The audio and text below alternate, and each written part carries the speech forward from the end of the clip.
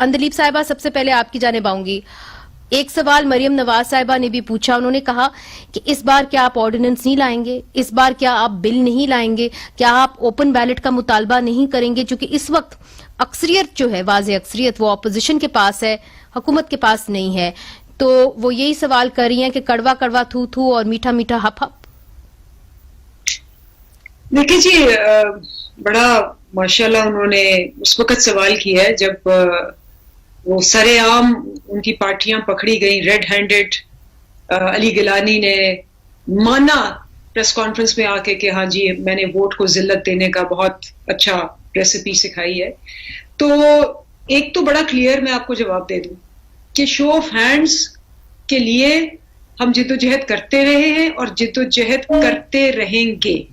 अगर she serious, अगर Maryam serious है, तो मरियम को चाहिए था कि अक्टूबर में जब हमने पेश की नेशनल असेंबली में, और उस वक्त उन्होंने अपनी जमात को कहा कि आप, शहबाज शरीफ के और खुर्शीद शाह के दूसरी जमात ने कहा कि आप अवामी इश्यूज पे बात ना करना, आप इन दोनों की तस्वीरें लेके जाएं।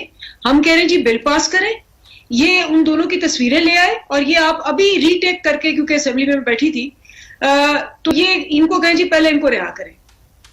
और उसके बाद से लेके अक्टूबर की मैं बात करी, अक्टूबर नवंबर, क्योंकि उससे पहले तो असेंबली बंद थी ना, बिकॉज कोरोना की लहर आ गई और वो सारा वो जो था, तो वो ये अब अक्टूबर, फिर नवंबर, फिर दिसंबर, फिर जनवरी, फिर फरवरी, फिर मार्च। तो अगर उनको अब अशद जरूरत है तो मैं तो अभी भी कहती हूँ हम सारे तैयार हैं। हम तो कोर्ट्स में गए हैं कि जी शो ऑफ हैंड्स होना चाहिए, क्योंकि अब मरियम साहिबा को ये एहसास हो रहा है कि जी कोई जो पुराना उनके चचा को भी था कि पहले आप अदालतों को कहें कि जी क्या वाह वाह है, जस्टिस अब्दुल कयूम ने मेरी बात मान ली। जब खुद प्रॉब्लम पड़ता है तो फिर अदालतें वो 5 बुत जो हैं, जो इसमें आसिफ खोसा भी थे और जस्टिस गुलजार भी थे, उनको उठा के बाहर फेंको। तो ये वाला जो एटीट्यूड है कि जी जब मैं हुक्म दूं तो उस वक्त हो जाए, वो नहीं होता।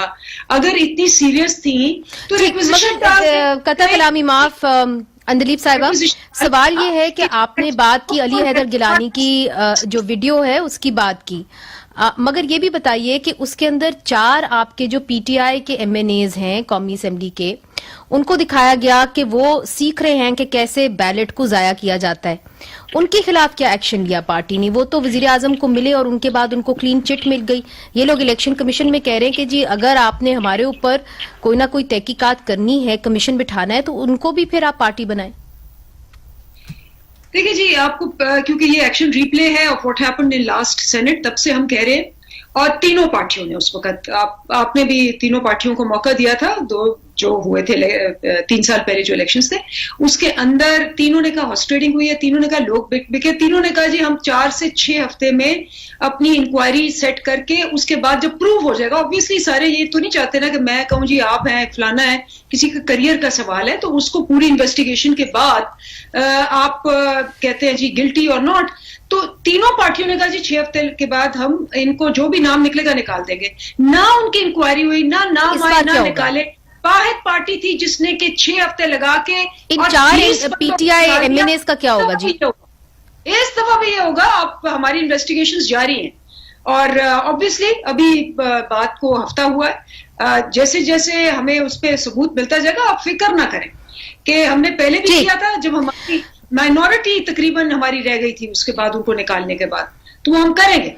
चले, इस वक्त आपने कहा कि जी तहकीकात जो है वो बाकी है। मुसद्दिक मलिक साहब, एक और तहकीकात भी स्पीकर कौमी असेंबली असद कैसर साहब ने करवाई है।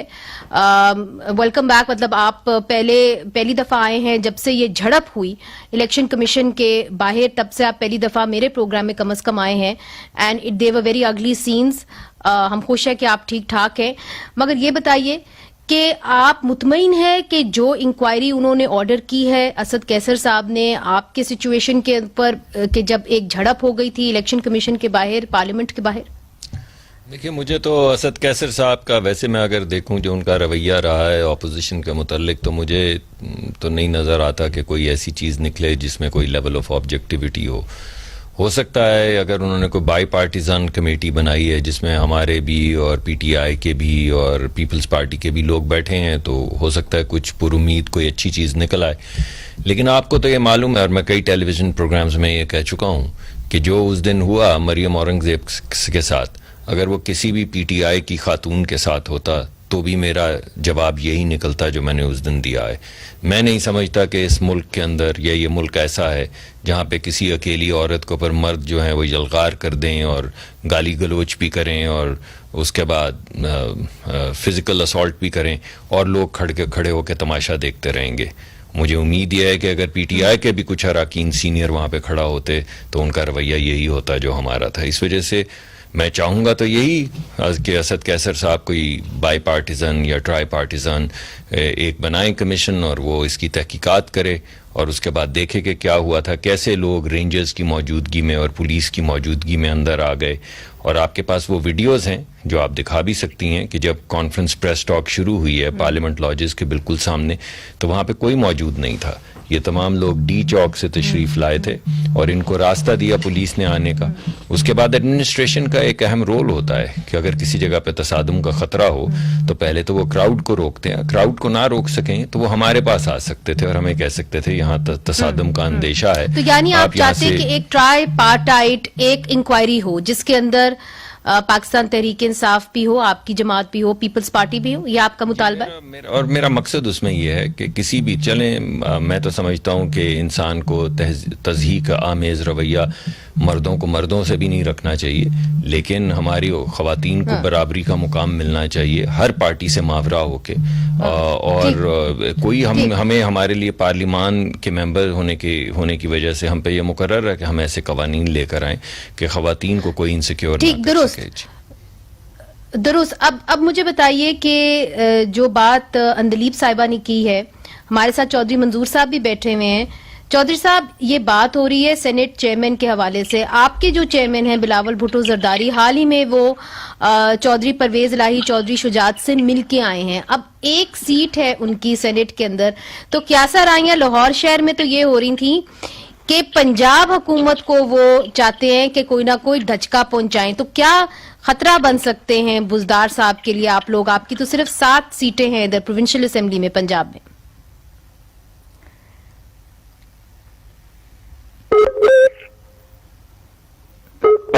चौधरी साहब, आपको मेरी आवाज आ रही है? मोहतरमा अंदलीब साहिबा ने कि एक लंबी चार्जशीट पड़ी, जरा मैं हकायक को दुरुस्त कर दूं। इनके पार्टी के अंदरूनी इलेक्शंस हुए, वहां पे इल्जाम लगा कि धांधली हुई है और पैसे चले। उस पर कमेटी बनी जस्टिस वजी साहब की सरबराही में। उन्होंने कहा, उन्होंने उस पर मोहर सबत कर दी कि हाँ ये हुआ है, वहां पे ये गंद हुआ है। उनको निकाल दिया गया और ये जो पैसे लेने वाले और देने वाले थे जो ओहदे बिके, वो सादक और अमीन ठहरे। फिर इलेक्शन हुए, फिर तस्नीम नूरानी साहब की सरबराही में एक कमेटी बनी। उन्होंने भी कहा कि ये पैसे लिए गए हैं, दिए गए हैं, ओहदे बिके हैं हमारी पार्टी। तस्नीम नूरानी फारिग और ये सादक और अमीन। फिर उसके बाद हामिद खान साहब की सरबराही में एक कमेटी बनी। उन्होंने अपनी फाइंडिंग्स दी कि हाँ यहाँ पे ओहदे बिके हैं, लोगों ने पैसे दिए हैं और ओहदे बिके हैं।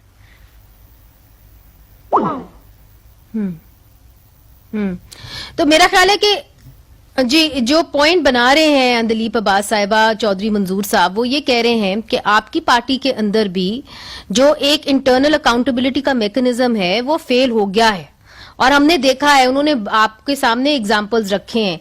तो क्या उम्मीद कर सकते हैं कि आप लोग अपनी इंटरनल अकाउंटेबिलिटी कोई कर भी सकते हैं? ये जो 4 पीटीआई के एमएनएज हैं, आपने कह तो दिया हम तहकीकात करेंगे, मगर हकीकत तो ये है कि वजीर आजम से वो मिल के आए, उसके बाद उनको ना पार्टी से निकाला गया, ना उनसे कोई खास उनके ऊपर कोई कदगन लगाई गई, बस वो वहां पे बैठे हैं और आप फिंगर पॉइंटिंग कर रहे हैं तो अली हैदर गिलानी पे कर रहे हैं। जैसे मैंने आपको कहा कि पहली पार्टी है जिसने अकाउंटेबिलिटी की। अब ये देखें, रुबीना खालिद और बेरामन तंगी, सबको पता है 7 वोटों से बन गए, सबको पता है। ये आपने बुला बुला के पूछा कि ये मिरेकल कैसे हो गया, ये कैसे हो गया, वो कैसे हो गया। अच्छा, फिर वो आपको भी पता है कि क्या हुआ।